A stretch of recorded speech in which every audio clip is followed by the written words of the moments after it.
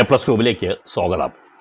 ഇന്ന് പ്രധാനമായും സർക്കാർ ജീവനക്കാരും ട്രഷറിയിൽ ഏതെങ്കിലും തരത്തിലുള്ള സാമ്പത്തിക ഇടപാടുകൾ ഉള്ളവരും, പ്രത്യേകിച്ച് പെൻഷൻകാർ, അവർ അറിയേണ്ട വിവരങ്ങളാണ് ഉൾപ്പെടുത്തിയിരിക്കുന്നത്.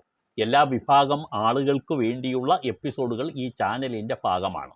അല്ലാതെ ഒരു കാറ്റഗറിയിൽപ്പെട്ടവർക്ക് മാത്രമായിട്ടുള്ള എപ്പിസോഡുകൾ ആവില്ല, എല്ലാവർക്കും. കാരണം നമ്മുടെ സമൂഹത്തിൽ എല്ലാ തട്ടിലുമുള്ള ആളുകൾ ജീവിക്കുന്നുണ്ട്. അവരെല്ലാം അറിയേണ്ട വിവരങ്ങൾ, വസ്തുതകൾ, അത് സംബന്ധിച്ചിട്ടുള്ള കാര്യങ്ങളാണ് പല എപ്പിസോഡുകളായി ഉൾപ്പെടുത്തിയിരിക്കുന്നത്. ഇന്ന് ഈ എപ്പിസോഡ് തുടങ്ങുന്നതിന് മുമ്പ് ഒരു കാര്യം ഞാൻ പറയാം. ഒരു സർക്കാർ ഉദ്യോഗസ്ഥൻ, അദ്ദേഹം റിട്ടയറായി, നടന്ന സംഭവമാണ് കേട്ടോ. റിട്ടയർ ചെയ്തതിന് ശേഷം അദ്ദേഹത്തിൻ്റെ പെൻഷൻ എന്ന് പറയുന്നത് ട്രഷറിയിലാണ് വരുന്നത്. നമ്മൾക്ക് ഓപ്ഷൻ കൊടുക്കുന്നത് ട്രഷറിയിലായിരിക്കും മിക്കവാറും സർക്കാർ ഉദ്യോഗസ്ഥർ. അവിടെ ആകുമ്പോൾ സർക്കാരിൻ്റെ കാശ് നേരിട്ട് തന്നെ കിട്ടാം. പിന്നെ ശമ്പളം കിട്ടുന്ന അതേ സന്തോഷത്തോടു കൂടി ട്രഷറിയിൽ നിന്നും പണം വാങ്ങാം എന്നുള്ളത് കൊണ്ട് പലരും ട്രഷറി ഓപ്റ്റ് ചെയ്യും. അങ്ങനെ ട്രഷറിയിൽ ഈ പെൻഷൻ കിട്ടുന്നു ഈ കക്ഷിക്ക്. അദ്ദേഹം എല്ലാ മാസവും ആ പെൻഷൻ വാങ്ങേണ്ടതാണ്. പക്ഷേ ഈ കക്ഷി പെൻഷൻ വാങ്ങിയില്ല. 10 വർഷത്തോളം ഇയാൾ പെൻഷൻ വാങ്ങിയില്ല. എന്താ വാങ്ങാത്തത്? ഇയാൾക്ക് സാമ്പത്തികപരമായി യാതൊരു ബുദ്ധിമുട്ടുമില്ല. ഭാര്യ ഉദ്യോഗസ്ഥയാണ്, ഭാര്യയുടെ ശമ്പളമുണ്ട്, അങ്ങനെ കുടുംബത്തിൽ സ്വത്തൊക്കെ ഉണ്ട് എന്നാണ് പറയപ്പെടുന്നത്. എനിഹൗ അദ്ദേഹം വാങ്ങിയില്ല. 10 വർഷത്തോളം ഒരു പെൻഷനും വാങ്ങിയില്ല. അപ്പോൾ അദ്ദേഹം കരുതി എന്താ, പെൻഷനെല്ലാം അവിടെ ഒരു ഡിപ്പോസിറ്റ് പോലെ കിടന്നോട്ടെ എന്ന് കരുതി അദ്ദേഹം അവിടെ ഇട്ടിരുന്നു. പക്ഷേ ഇങ്ങനെ ഇട്ട് കഴിഞ്ഞാലും അതിന് സേവിങ്സ് അക്കൗണ്ടിൻ്റെ ഇൻട്രസ്റ്റ് മാത്രമേ കിട്ടുള്ളൂ. ഇദ്ദേഹം അത് പിന്നെ ഫിക്സഡ് ഡിപ്പോസിറ്റിലേക്കോ ഒന്നും മാറ്റിയില്ല. പെൻഷൻ വരുന്നു, അക്കൗണ്ടിലേക്ക് പോകും, അവിടെ കിടക്കും എന്നാണ് ധരിച്ചത്. 10 വർഷം കഴിഞ്ഞപ്പോൾ ഈ മാന്യദേഹത്തിന് പെൻഷൻ വാങ്ങണമെന്ന് ആഗ്രഹം തോന്നി. അതുകൊണ്ട് കുടിശ്ശികയെല്ലാം വാങ്ങാനായി ട്രഷറി പോയപ്പം ഡിം എന്ന് പറഞ്ഞാൽ പണം കൊടുത്തില്ല. കാര്യം എന്താണെന്നറിയാമോ? 3 വർഷത്തിനകം തന്നെ പെൻഷൻ വാങ്ങിയിരിക്കണം.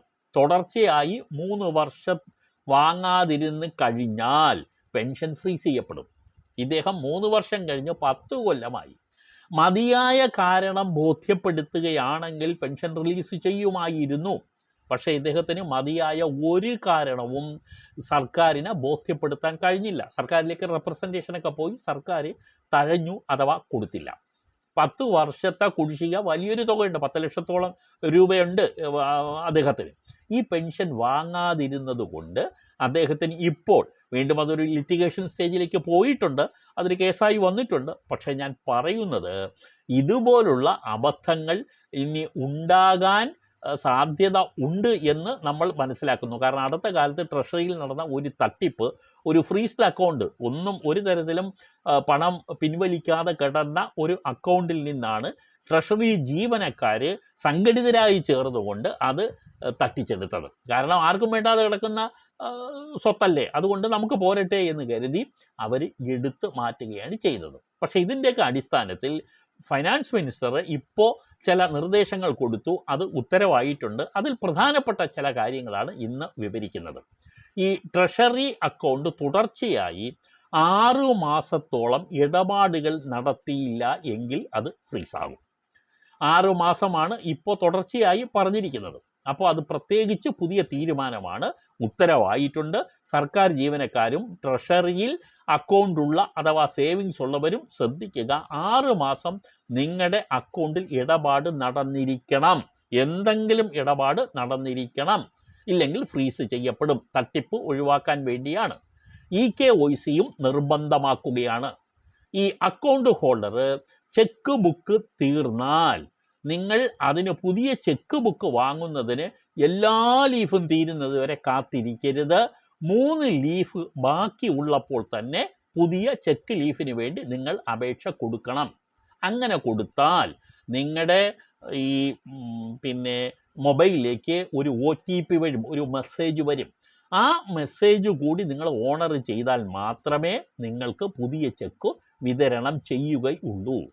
മറ്റൊരു തീരുമാനം എന്ന് പറഞ്ഞു കഴിഞ്ഞാൽ, മൊബൈൽ നമ്പർ നിങ്ങളിപ്പോൾ ഈ ട്രഷറി അക്കൗണ്ടും ആയിട്ട് രജിസ്റ്റർ ചെയ്യപ്പെട്ടിട്ടുള്ള മൊബൈൽ നമ്പർ മാറ്റുകയാണെങ്കിലും പഴയ നമ്പറിലേക്ക് ഒരു മെസ്സേജ് വന്ന് ആ മെസ്സേജ് നിങ്ങൾ ഓണർ ചെയ്താൽ മാത്രമേ പുതിയ നമ്പർ നിങ്ങൾക്ക് രജിസ്റ്റർ ചെയ്യാൻ കൂടി കഴിയുകയുള്ളൂ എന്നുള്ളതാണ്. അതുപോലെ കൊടുത്തിരിക്കുന്ന നിർദ്ദേശങ്ങളിൽ ഒന്ന് അഥവാ ഉത്തരവിൽ ഒന്ന്, പെൻഷൻ നിർത്തലാക്കിയാൽ ഓട്ടോമാറ്റിക്കായി തന്നെ അക്കൗണ്ട് ഫ്രീസ്ഡ് ആകും. വേറെ പ്രത്യേകിച്ച് നമ്മൾ അതിനു വേണ്ടി ഒരു അപേക്ഷ കൊടുക്കേണ്ടി വരില്ല. പെൻഷൻ എപ്പോൾ അവസാനിക്കുന്നു അപ്പോൾ ഓട്ടോമാറ്റിക്കായി അക്കൗണ്ട് ഫ്രീസ്ഡ് ആവുകയും ചെയ്യും. പിൻവലിക്കുമ്പോൾ സാധാരണ നിലയിൽ മെസ്സേജ് വരും. ഇനി മുതൽ ഏത് തുക പിൻവലിച്ചാലും മെസ്സേജ് വരും. നിക്ഷേപിക്കുമ്പോഴും ഇനി മെസ്സേജ് വരും എന്നുള്ളതാണ്. ഇപ്പോൾ പിൻവലിക്കുമ്പോൾ മെസ്സേജ് വരുന്നുണ്ട്, ഇനി ഡിപ്പോസിറ്റ് ചെയ്യുമ്പോഴും മെസ്സേജ് വരും. ജീവനക്കാർക്ക് വലിയൊരു പ്രശ്നം ഉണ്ടാകാൻ പോകുന്നത് അവരെ അടിക്കടിക്ക് മാറ്റും എന്നുള്ളതാണ്. സ്ഥിരമായി ഒരു ട്രഷറി ബ്രാഞ്ചിൽ ജോലി ചെയ്യുകയാണെങ്കിൽ അവർക്ക് ആ അക്കൗണ്ട് ഹോൾഡർ ആരൊക്കെയാണ്, ആരൊക്കെ പിൻവലിക്കുന്നില്ല, അവരുടെയൊക്കെ ഏതാണ്ട് വിവരങ്ങൾ ഒരു ജീവനക്കാരൻ, ട്രഷറിയിലുള്ള ജീവനക്കാരന് മനസ്സിലാവും. അതനുസരിച്ച് അവർ അക്കൗണ്ടുകളിൽ തിരിമറി നടത്താൻ സാധ്യതയുണ്ടെന്നാണ് ഇപ്പോൾ സർക്കാർ കണക്കാക്കുന്നത്. അതിനെ സംബന്ധിച്ച ചില റിപ്പോർട്ടുകൾ വന്നതിനെ തുടർന്നാണ്, സർക്കാരിനെ കുറ്റം പറയേണ്ട കാര്യമൊന്നുമല്ല, അത് വിവരങ്ങൾ വന്നതിൻ്റെ അടിസ്ഥാനത്തിലാണ് സർക്കാർ അങ്ങനെ ഒരു തീരുമാനം എടുത്തിരിക്കുന്നത്. അപ്പോൾ ജീവനക്കാർ ഓർക്കുക, വെറുതെ അക്കൗണ്ടിൽ പണം അവിടെ കടന്നോളും, പ്രശ്നമില്ല എന്നൊന്നും കരുതരുത്. 6 മാസത്തിനിടയിൽ എന്തെങ്കിലും ഒരു ട്രാൻസാക്ഷൻ നിങ്ങൾ നടത്തിയിരിക്കണം. എൻ്റെ അഭിപ്രായത്തിൽ ബാങ്ക് അക്കൗണ്ടിലും നിങ്ങൾ അങ്ങനെയൊക്കെ ചെയ്യുന്നത് നല്ലതാണ്. ഇടയ്ക്കിടയ്ക്ക് നിങ്ങൾ ഇൻ്റർവെൻ ചെയ്യണം. ഒരു ചെറിയ തുക ഡിപ്പോസിറ്റ് ചെയ്യുകയോ വിത്ഡ്രാ ചെയ്യുകയോ ഒക്കെ ചെയ്യണം. പ്രത്യേകിച്ച് PF അക്കൗണ്ടുള്ള ജീവനക്കാരുണ്ടെങ്കിൽ അവരെടുത്തും എനിക്ക് പറയാനുള്ളതാണ്, PF അക്കൗണ്ടിൽ ഇടയ്ക്ക് നിങ്ങൾ ടെമ്പററി അഡ്വാൻസ് എടുക്കണം. ഇല്ലെങ്കിൽ അത് ശരിക്കും അതിൻ്റെ ഫൈനൽ റൗണ്ടിലേക്ക് എത്തുമ്പോൾ നിങ്ങൾക്ക് ബുദ്ധിമുട്ട് വരാൻ സാധ്യതയുണ്ട്. PF ഇടയ്ക്കിടയ്ക്ക് നിങ്ങൾ എടുക്കുക തന്നെ വേണം, ടെമ്പററി അഡ്വാൻസ് എടുക്കണം. അങ്ങനെയാണെങ്കിലേ അക്കൗണ്ട് അഡ്ജസ്റ്റബിൾ ആകുള്ളൂ എന്നുള്ളതാണ് ട്രഷറി ഉദ്യോഗസ്ഥർ തന്നെ പറയുന്ന വിവരം. എന്തായാലും ജീവനക്കാർക്ക് വേണ്ടിയുള്ള വിവരങ്ങളും ഉൾപ്പെടുത്തുന്ന ചാനലാണ് A+ ട്യൂബ്. തുടർന്നും ഇത്തരം വാർത്തകൾ നിങ്ങൾക്ക് ഈ ചാനലിൽ നിന്ന് കേൾക്കാം. സബ്സ്ക്രൈബ് ചെയ്യുക, ഷെയർ ചെയ്യുക, ലൈക്ക് ചെയ്യുക. നന്ദി.